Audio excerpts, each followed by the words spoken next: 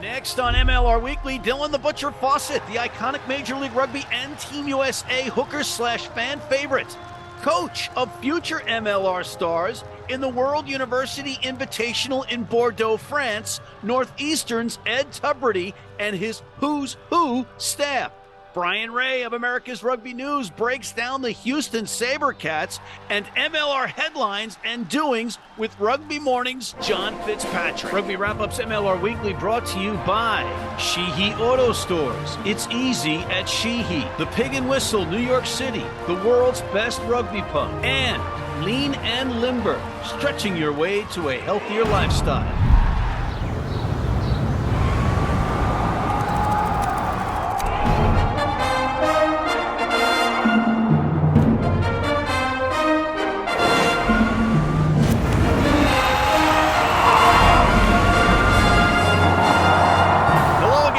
Welcome to MLR Weekly as presented by Rugby Wrap-Up. Matt McCarthy in New York City, and we've got a great show for you this week. We have none other than the Butcher, Dylan Fawsitt of Rugby New York and Team USA. We also have Mr. Bryan Ray of America's Rugby News, and we have future MLR players, perhaps, playing rugby over in France, and it's not in that thing called the Rugby World Cup. But before we get to any of that, we have our recurring segment, Rugby Morning's Coffee Break with John Fitzpatrick, giving us news, headlines, and whatnot, John's favorite word.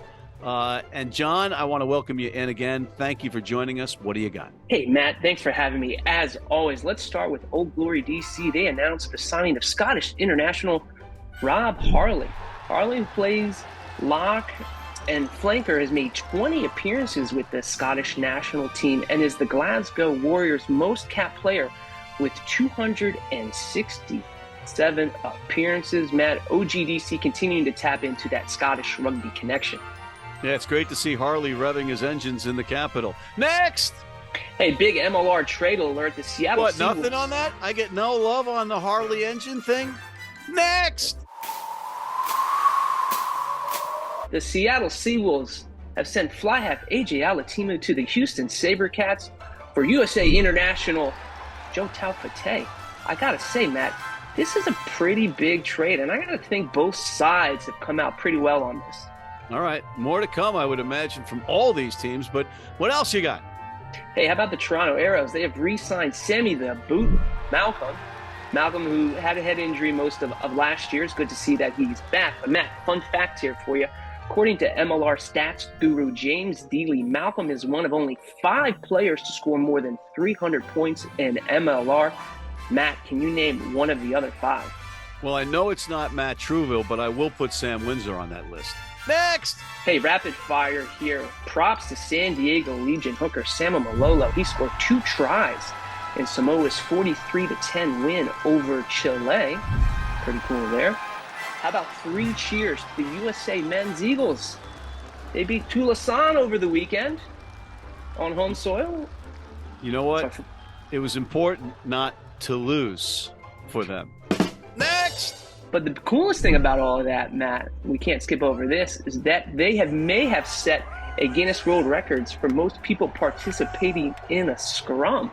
That was cool. And you know, the early days of rugby really didn't have any laws/rules, and they would have like the whole village in on a game of rugby before they was like, okay, we got to organize this a little bit. Next. Hey, Matt, what's going on with this World University Rugby Invitational tournament that is featuring some top MLR stars? Fill me in. I'm glad you asked me about that, because that segues to our commercial break and our next segment with Ed Tubridy, the head coach of Northeastern, who's over there heading an esteemed staff with players that are participating in this World University Rugby Invitational Tournament in Bordeaux. And we have them live with us from France after this. So thank you, John. We'll see you shortly.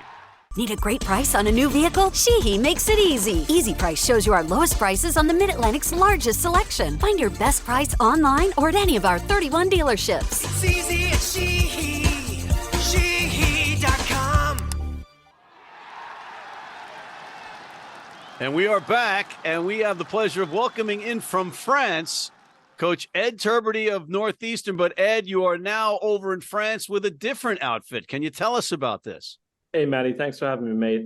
Yes, we're over in France at the moment with the Atlantic Club All-Stars ACAS. So we're a group of team pretty much built up from MLR academies. We've got 18 players participating from all different MLR academies across the country, and we kind of brought them all together for this big event for the World University Invitational Tournament, which coincides with the World Cup. So we're on the ground, ready to go, and ready to put our best foot forward for the USA. 10 of your players participating were drafted. 18 of the players participated in MLR academies. The Free Jacks supplied support by granting access to their facilities during your August training camp, and general managers and academy coaches from numerous MLR teams assisted Tom Clark and you with player identification and recruitment. Yeah, they were fantastic, Matt, for the last several months, just willing to pick up the phone and kind of touch base with us and kind of walk us through the players that they think would be a great fit for this. And they've really helped kind of put this team together early over the last couple of months. And we couldn't have done it without them, to be honest. So it's the World University Rugby Invitational Tournament. So what it is comprises of Southern and Northern Hemisphere teams.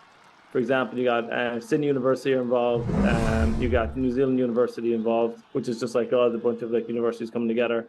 You got Bordeaux representing France. You have Oxford University representing England.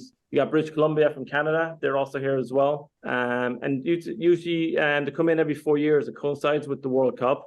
It's a great opportunity for these kids to kind of test themselves to at another level. We've had so many donations come in, so many sponsorships come in. Because the way I look at it, Matt, like we've 28 players here. Like these 28 players are going to have an experience they're never probably going to get again. You know, like that's right. what it's about. It's not about us. It's not about. It's about these kids. You know, give them the opportunity, and the hope is right. And only 2 or 3 of them will kick on and get international honors and push through. You know, in years to come is the hope. So, a lot of work behind closed doors, but we've had a good team kind of help us push and get a lot of sponsorship and donation and door to kind of support this venture. Well, you're doing great stuff, and what an experience for these players, right? And there's that thing called the Rugby World Cup going on in France, so the whole country's on fire. So what a place to be, what an opportunity.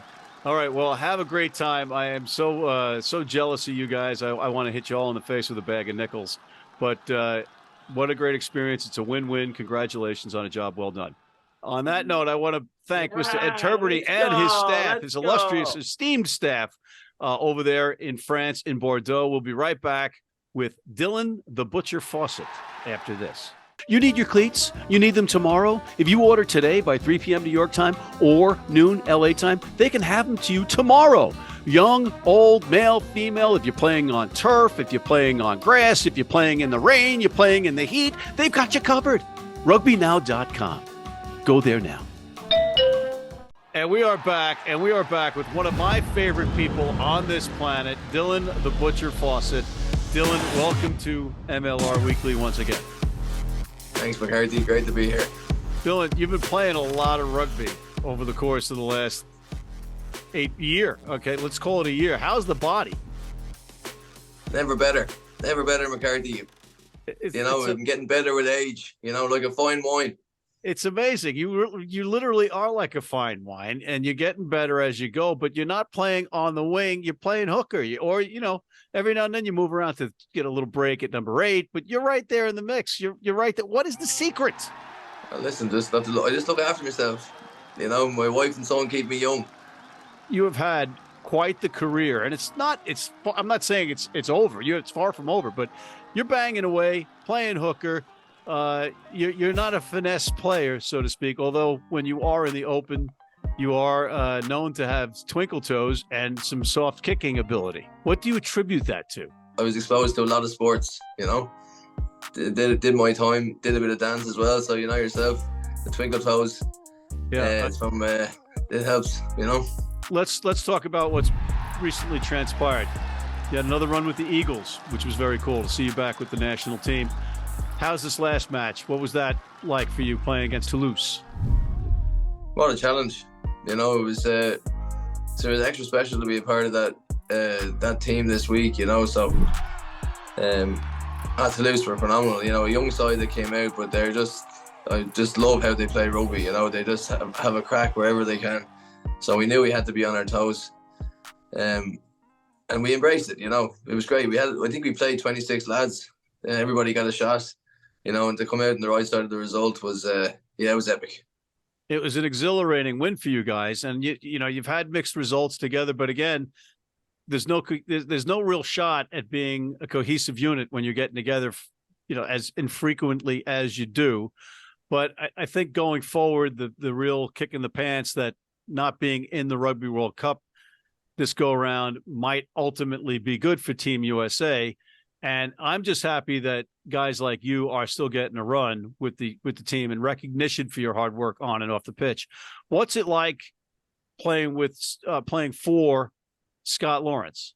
It's a breath of fresh air, Matt. Like, I mean, you know, we seem to be getting it right. You know, I mean, all the coaches, the staff's really just injected this energy, and they've been given the chance. You know, and it's just, there's no stone unturned when it comes to the rugby anyway. So, you know, I'm just loving it at the moment. I'm loving the brand. You know, it's great to be able to play. And, you know, it's great to see these young fellas coming through, you know, the future is very bright. McCarthy, it's an exciting time to be a part of the Eagles.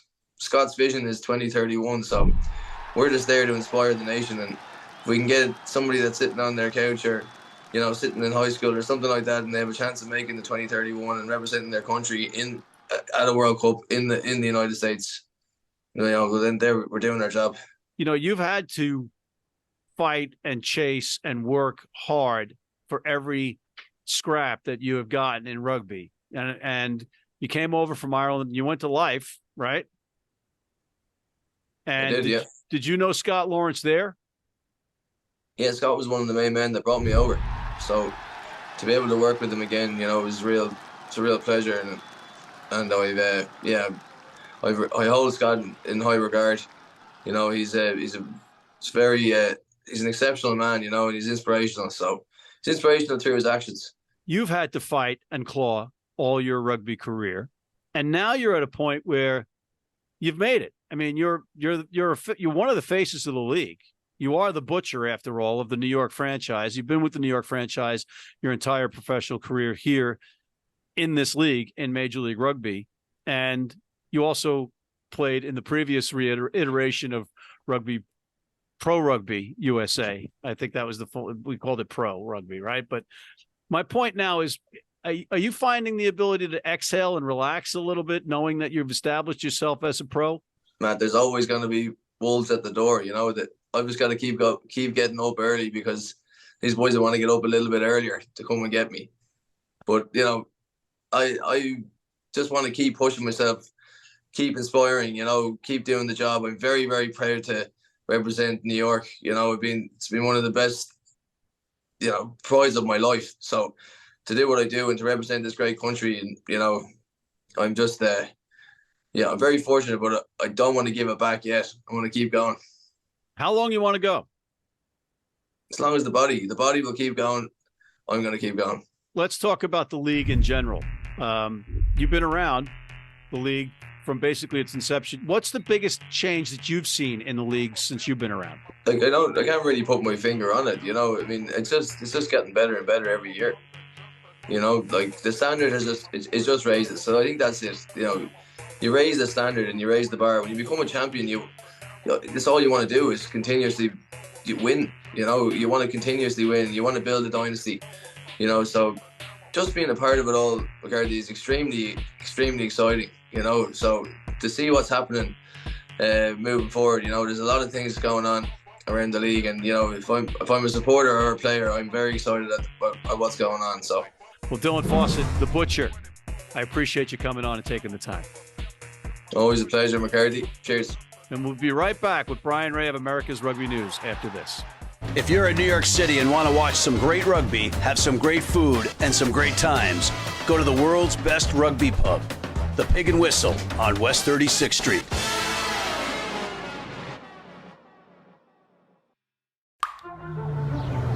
This is the Rugby Odds, where an unlikely pundit panel of a wordsmith, a WWE legend, a rugby star, and a supermodel scour the globe, seeking best bets and bad behavior. Are you not entertained?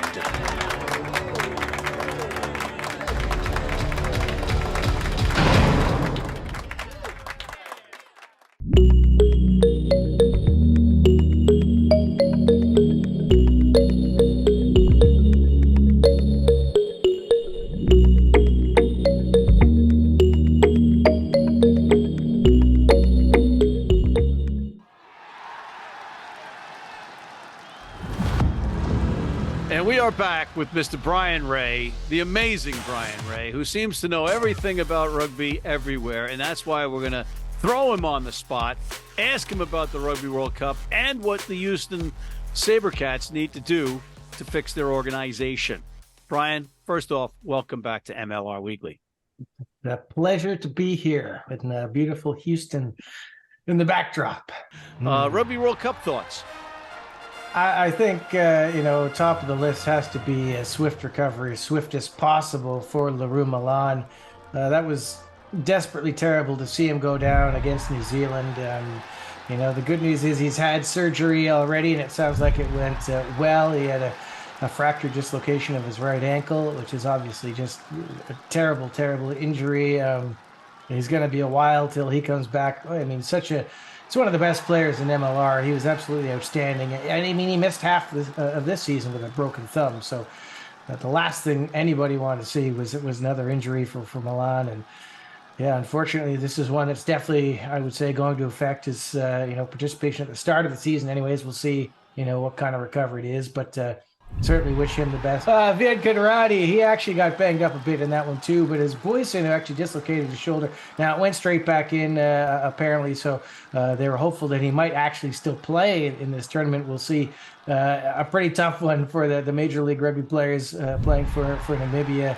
And I think one of the big, real positive stories has to be Sama Malolo. We were really interested to see how he would do playing for Samoa. Hey, the guy picked up 2 tries against Chile. That's a pretty decent start for him. I think some people will be keeping a close eye on him for the rest of this tournament. Yeah, that is just awesome to see. What an experience, and how exciting for him, right? Playing, but then getting the brace. How cool is that? And also, we'd be remiss if we didn't cite that Teofilo Filo, a.k.a. Ed Fido, or Fido, got into the match, and his name is Teofilo Fido. Yeah, Fido came off the match for Samoa. And I mean, to be honest, the most exciting thing about him was that he got picked up for the World Cup. Because remember when they named their initial squad in that Pacific Nations Cup tournament, he wasn't in it, and it really looked like he might miss out on this. So Fido is always a big game player. So I can't wait to see him get a run-on start with Samoa in this one. And I was really excited for Rob Iramiscu getting in, right? The Romanian Rambo. You gotta love that. Yeah, I doubt too many people, a couple of years ago would have predicted that Iramiscu would be playing in a World Cup for a team that's not the USA, So, even though we knew about his Romanian heritage, it's still kind of a surprise move for all of us, but really glad that it's working out. Let's move on. Let's talk about what's behind you instead of what's in front of you. Let's look behind you and look at that Aviva Stadium. And on that note, I think the first thing the SaberCats need to do is sort out that big sign back there, because apparently Aviva is no longer the title sponsor of the stadium. They're now calling it SaberCats Stadium, so might want to work on that sign, I think. All right, so we've been doing this recurring segment where you give your thoughts on what teams need to do in this offseason. We haven't covered the SaberCats yet. What do you think Houston needs to do? They were a very good team last year. They just, ran into a tough Seattle team right at the end there in the playoffs. But, they looked at times like they could really give San Diego a run for the money and maybe push into that championship final. I think discipline really kind of hampered them towards the end, and maybe a little bit of consistency as well. You'd see them in one half and they looked unbeatable, and then the second half they just flop away. So I think maybe that might be an indication that maybe their fitness wasn't quite as high as it could have been, and maybe it's just some kind of mental focus problem that they needed. But certainly they gave away some dumb penalties against Seattle right at the end that really turn the tide in that game. And they'll be looking at that in this offseason. Personnel-wise, it doesn't look like they need a whole heck of a lot. I mean, they had depth. They had quality pretty much across the board. A couple guys, they'll have to replace him. He's obviously Danny Barrett, the number one guy they're going to have to replace. I mean, they can find flankers. They've got break down flankers. Barrett. Yeah, they've got other guys, within the team who can play there. But Danny is kind of a special guy, isn't it? I mean, both in his attitude and his ability at the breakdown of the tackles. I mean, everything he does is he's just, 110% to steal that sporting cliche. So they're going to have to find a replacement for that energy. There are 2 draft picks, Max Schumacher and Oren Bitzer. They're 2 first-rounders, both just recently named first-team D1A Collegiate All-Americans. So that's, certainly a good sign for them. I think when people looked at this draft, they thought Bitzer was, if not the best, close to the best back row players in that draft. I think he's got potential. He could be a guy who, maybe unexpectedly jumps up and kind of fills that Danny Barrett role. Well, you'd love to see that, wouldn't you? Yeah, he's a strong ball carrier. He's, probably have to put on a little bit of muscle, but as a young guy, we'll see how he goes. And I know they have very high hopes for Schumacher coming in. He's kind of the replacement, I guess, for Robbie Povey, who's been sent to the Arrows. So, Schumacher played a lot of fullback. Poached by your Arrows with your new design, which we'll get to in a moment. So he's coming in. I'm hearing in the rumor mill that Houston has been kind of taking a close look at Rugby ATL's lineup of this past year. Of course, they're moving to Los Angeles, but not all the players are moving to Los Angeles. And it sounds like a couple pretty handy of South African flavor could be landing in Houston. If so, they're going to be a formidable team. I think one positional question I definitely have is at hooker. Is Dean Muir coming back next year? I don't know that he is. What do they do at hooker? They'll certainly have to bring somebody in. So that's certainly one spot I think they'll have to look at. And, we'll see. It kind of depends on the other guys. Drew Wild, is he coming back? He was exceptional. Unfortunately, got injured at the end of the season. They had to bring in, Line Latu from the American Raptors. I'm pretty sure he's going back to the Raptors. So they might have to look at, even bringing Schumacher in, they might have to bring in another outside back just to have a little bit more cover there. So, another one of these teams, minor things. A couple little things at training, maybe they can fix, and a little bit focus on discipline. They were disciplined early in the season, and then it kind of slipped towards the end. So if they can kind of solve that, and keep Davy Kotzer, it looks like he is coming back. By the way, he's still in Houston, so certainly he's one of the best fly halves in Major League Rugby. So another year of experience behind his back. I think they'll be a good team. And maybe Coach Pote doesn't get in a fight with strength and tradition. Well, he won't get in a fight with Ollie from New York because Ollie has moved on. He's gone back to the Premiership. But that was interesting. And I got to tell you, they ought to play that every single time those two teams meet, because that's how rivalries start. And we want rivalries, folks. We don't want to shy away from them. We want them. This is America and the Americas, including Canada. Just wanted to say that, we can always just say that, Brian. Americas. All right, so let's go north. And your hat is now obsolete. Obsolete? Obsolete. Some would say a collector's item. Okay. All right. Yeah. Arrow's changing up their logo. I don't know if this means they're going to be changing their colors. It kind of seems like they might add a little. They added red, right? Well, to the logo, anyways. I guess maybe they're adding that to the. We don't know what the jersey is going to look like. I got a subliminal thing here. They're red, white, and blue. Are they trying to do it like the Los Angeles Angels of Anaheim, saying that they're are they trying to say that they're from the United States now, Brian? It's a little odd. I mean. You can see, it's pretty obvious what they're doing. They're kind of pivoting away from the kind of arrow concept, which they didn't use a whole lot, and really focusing more on the Avro arrow, this, mythical sort of plane that didn't actually happen from Canada. Personally. Why not just go with Sasquatch? Oh, the Free Jacks have that. Yeah, it's an interesting pivot. Personally, I'm partial to this logo. I wish they'd keep that around, but to each their own, I guess. Was this in place prior to the late Bill Webb passing? Yeah. This was not something they cooked up in a week. This was definitely in place. The announcement was actually pushed back because of Bill's unfortunate passing, and so this is something he definitely had a say in. So anybody who's speculating that they've done this behind his back is incorrect. So I'm happy to hear that, because as long as Bill was on board with it, I'm on board with it. Yeah, he definitely was. So at the end of the day, it's not that important. It's a logo, right? It goes on a shirt. It sells merchandise. So there's more important things coming from the Arrows, like their head coach, who should be announced maybe by the time of next week's show. We'll have to see.